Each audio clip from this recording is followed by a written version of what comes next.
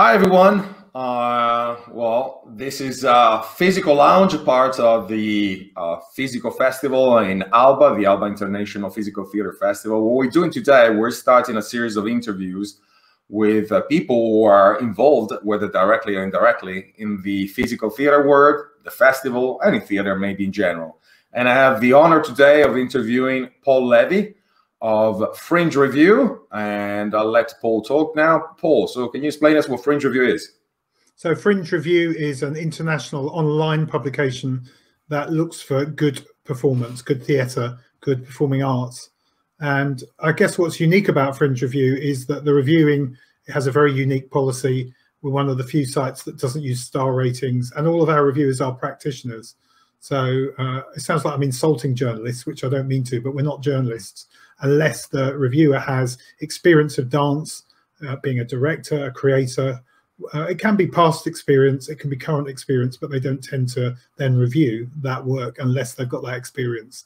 So the idea is it's a kind of peer review site, and we write for not just the audience who come to our site to see what's worth seeing, but also to read the reviews. They're interested in the way that they're written, and so is the industry itself. Okay, just to pinpoint where you're located in Brighton, UK, for our audience, and we go back a long way. Maybe this interview will turn to to a funny part as well, because you are a person I know with a great sense of humor. And but we had this conversation before, and you kind of made a comparison between Fringe Review and a gourmet guide, a gourmet food guide, and I really like that. So, if you could. Well, it sounds a bit pompous, Tom, and in a way, it is a bit pompous. But Fringe Review was set up. It was set up I guess, in a way, in a reaction to when I was at the Edinburgh Fringe, and I was seeing a lot of cruelty in reviewing. Cruelty sells adverts, I guess, for a lot of publications. But I was seeing shows destroyed by very poor writing. And they certainly weren't in the same show as me. So we tried to create something that was more evidence-based and wasn't about the guide to all the shit restaurants. It was the guide to the ones that we had dined in. And having been chefs ourselves, having been makers, lovers of food, any kind of experience was relevant. That doesn't mean we are perfectly objective. It doesn't mean we're always right. But we've tended to at least try to make the reviews evidence-based and supportive. And all that appears on Fringe Review's online publication is what we recommend. And so you'll go there and it will save you time, because it's not every show in town, it's the shows that we recommend. And if we deserve to be trusted, then our readers come to Fringe Review for recommendations on what to see based on stuff that we've seen. Okay, as we're speaking, we're in the middle of a global pandemic, and we're both involved in a form of art, theater, which has been badly hit, like probably some other forms of art. I'm thinking about music at the moment, for example. And, for us, it's... La la la la la la la la la la la la. Sorry, just that you froze, so I was trying to get into the spirit of things. La la la la la la. It's very. Or you certainly can sing. You can sing better than. I'm gonna put this in the video. I warn you, because this is to be funny, yeah. And no, people need a reason for switching off. No, but especially we're both involved in theater, and theater has been badly hit by this pandemic. I mean, let's face it, things are not happy, and the people who have the grit, the courage, the boldness to keep on going no matter what, even without an audience for some of them. I mean, my salute to them, chapeau, you say in French. So what I'm saying is, has anything changed for you guys over there in the UK? Here in Italy, for example, we're basically going back into a lockdown, but on the 27th of March, hopefully theaters should open again with a 25% capacity, maximum 200 spectators. So just to give you an idea. I don't know, just tell me something about what happens over there. Well, can you imagine, Tom, that you're an astronomer and what you love to do is look at the stars? And then suddenly this thing comes along that is called lockdown. And lockdown, basically, you suddenly see this enormous curtain pulled across the entire night sky for a year. And what you want to do is see the stars. And you feel very sad about that. And you think, well, that's it until the curtain is pulled back again. I can remember the stars in my head. And then what you hear is, well, you can still see the stars, Tom, but they're online. Come and see the galaxy, the universe online. Now, I have to admit, we've been surprised, and quite a few of our reviewers have seen lots of online theatre, and some of it have created an alternative to that big vista of stars, and that's something new. But still, personally, I want the curtain to come back again, and I want the whole billions of stars to be revealed so we can observe them again. That's how it's been for me. Well, I guess a lot of people feel the same.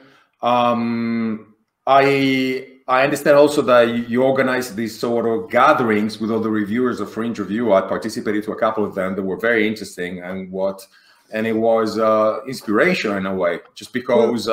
Yeah, they were kind of family reunions, and it was theatre makers that we've worked with before or seen, you know, their work, and it was the reviewers, and it was some of the PRs. It's people, I guess, that initially were on my network, but we threw that open, and there'd be 40 or 50 people. We did it about 9 o'clock in the evening UK time, so some of our US friends could come. And my God, at that time, were they going through the shit with COVID as well? It made us look like a tea party. So we came together, and I guess it became an optimistic conversation of mutual suffering in hell. But you know, through that was looking ahead, sharing what people were doing. People were still getting the funding that was available. People were still imagining online versions of what they were doing. As I say, I've been inspired by some of that. So using my star metaphor again, you know, it was trying to keep some sort of flame going during a difficult time. I mean, and only I could say this as a Westerner with food on my table. You know, people have had it far more shit without COVID in the world than us. We're very blessed and very privileged to be doing what we're doing. Yeah. But we still missed what we've got used to, which was that love of theatre and the performing arts. So attempts were made, as everyone's done on Zoom, to reunite at least occasionally and keep that conversation going. And we're still doing that. Well, the problem with theatre, I guess, is highly addictive, and it's a personal experience. So when you put the word social distancing, you know, in between that, you kind of ruin all the atmosphere. But the other side of it, sorry, the other side of it, though, it also made us reflect, just as the Edinburgh Fringe, for example, is reflecting. Can it go back to the way it was? You know, we know what's happening with the planet. It was also a time of reflection to start to see what's possible and whether we just want to be in a mode of repetition. And actually, most of the people on that call want to know that what we emerge out of lockdown into isn't the older lockdown, which was being locked into all sorts of behaviours and habits and having to pay vast amounts of money for the Edinburgh Fringe accommodation and all of that. Lots of people have said we want it to be different, but actually I haven't heard too many people with any kind of clear image of what we're going to come out of lockdown into. Yeah, but you know, you said you had people that you were in relationship with, in the US, I think outside of the UK in general. And I think what I find kind of different, you know, when I look at Fringe Review compared to other theater sites is the kind of international scope. In your review, Fringe is pretty much all over. If you want to give us a list of the fringes that you review. It is, but what's interesting about it is it's not got an ambition to cover everything. It's not the way it's ever worked. Is you'll notice Fringe Review where there's some energy in that area for people that want to join in with Fringe Review. So yeah, we've been regularly in San Francisco. We've sometimes been in New York, Adelaide, Singapore, Prague, various fringes in Europe, quite a few around the UK.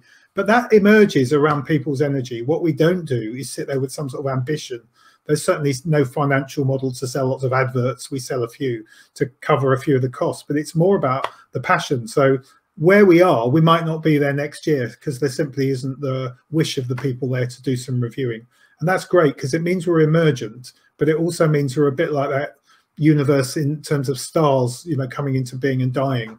Fringe Review isn't there with some hierarchical machine trying to make it cover the globe.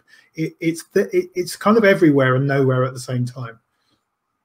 Okay, so I guess freedom is a key here. The freedom to be, you know, wherever you want and to be moved by passion and love and what you do and so on and so forth. Now, almost to a close here. Now, you're going to review the shows here at the Alba Physical Theatre. I didn't know who to ask outside of Italy, and I knew you. I've been knowing you for 10 years now, I think. First time we met was in It was in 2012, if I'm not mistaken. And we were still members of the European Union then, just to tell you.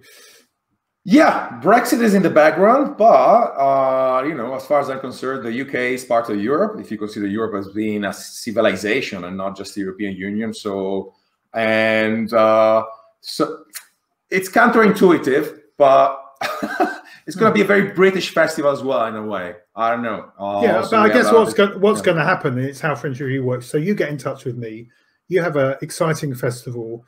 Festivals do well, and audiences want writing about them because that helps them decide what they want to see. That's what reviewing can be about. So what happens is I'm not on the ground there. You find some people and they meet our requirements. They're going to need to be completely independent of you. They're going to need to have experience in theatre, in this case, physical theatre.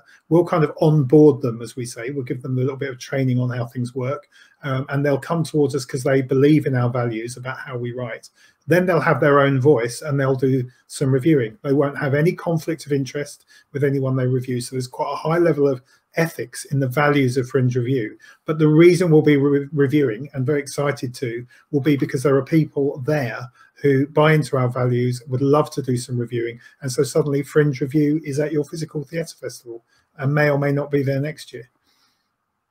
And last question before we finish, you also mentioned in the past that you do give feedbacks to companies who may ask for feedback, so like personal feedbacks, and if you can elaborate on that. Well, the reviewing is very humble. It is our privilege to be seeing work. We're not in, as some publications are, that somehow, you know, you need to schmooze us, you know, and beg us to come and review. It's not the case at all. But the reviewers do choose to see what they want to see.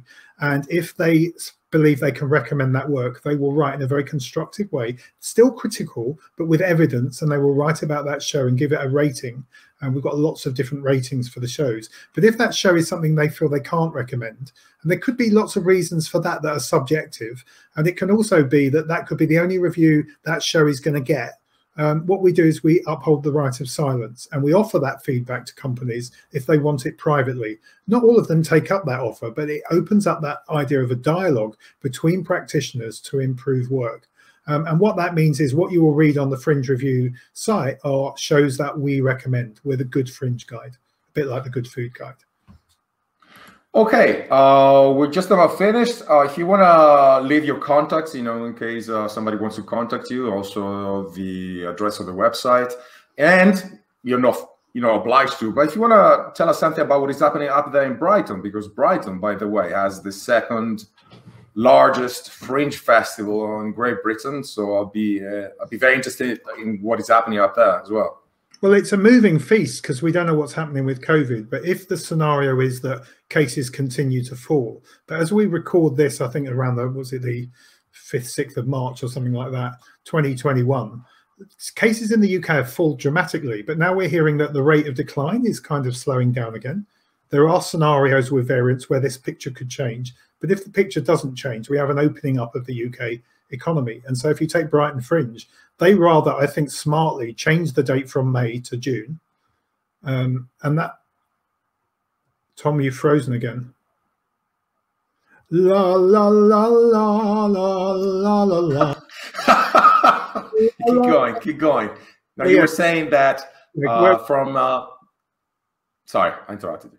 No, tell me where I was last, so I don't repeat the same. You were mentioning the fact that they quite smartly moved everything from May to June. So they've moved it to June, which buys them a bit more time. Brighton has the whole beach, so there's the possibility of opening up outdoor venues. We have a really brilliant outdoor venue called the Brighton Open Air Theatre. There's a bit of a tradition of some street theatre, but it might even be legal, as what happened during the beginning before the first lockdown, that some indoor theatres will open up with social distancing. So we are probably going to have a smaller but blended Fringe if all goes well. And you'll have to take your risks, but some people would have been vaccinated for more than 4 weeks, you know, and so they might even be on their second vaccination. And with social distancing and masks, theatre's going to open up in London, other places. So there will be a return of Brighton Fringe. And we've just had the Brighton Festival in June. Whether anyone will be able to fly in or not, I don't know. It'd probably be more local. Maybe some people will come down from London, but it's going to become a new thing. It certainly can't go back to the way it was. Yeah, you're right. And that's basically our vision as well. Our festival is going to be local as far as the audience is concerned, but we're going to use simultaneously video as well and probably stream the shows as well. So it is what it is. You have to adapt.